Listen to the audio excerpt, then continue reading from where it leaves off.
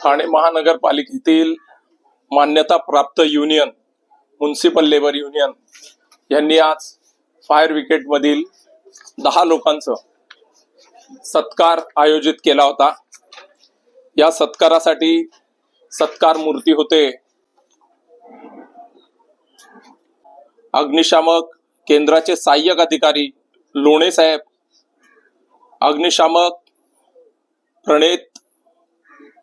प्रणेता शिवाजी मेघळ हे होते, संदीप महाले, अनिल घोलप, योगेश पाटील, दामोदर राऊत, दीपक बोराडे, सागर किणे आणि रवींद्र पाटील या सर्व आमच्या फायर ब्रिगेडच्या कामगारांचा आम्ही आज सत्कार आयोजित केला होता। त्यांना शाल आणि तुळशीचं एक वृक्ष देऊन आम्ही त्यांचं अभिनंदन केलं।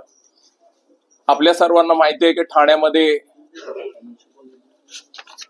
लागलेल्या मोठ्या आगीमध्ये जवळपास 40 लोकांचा जीव या आमच्या अग्निशामक दलाच्या लोकांनी वाचवला आणि तासाभरात एक मोठी आग त्यांनी आटोक्यात आणली आणि एक मोठी घटना घडता घडता त्यांनी ती थांबवली।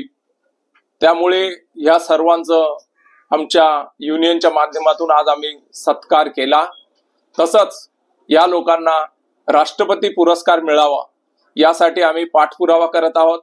ठाणे महानगरपालिका आयुक्त, ठाण्याचे पालकमंत्री, तसेच ठाण्याचे माजी मुख्यमंत्री, आत्ताचे उपमुख्यमंत्री एकनाथ शिंदे साहेब, महाराष्ट्राचे मुख्यमंत्री आमच्या सर्वांच्या परिचित असलेले देवेंद्र फडणवीस जी, गव्हर्नर साहेब आणि राष्ट्रपती साहेब या सर्वांना आम्ही हा पाठपुरावा करणार आहोत। ठाण्यामध्ये फायर ब्रिगेडचं तुम्हा सर्वांना माहिती आहे की संख्याबळ खूप कमी आहे। एका गाडीवरती 6 ते 8 लोक असायला पाहिजे, तिथे 2 आणि 3च लोक काम करतात।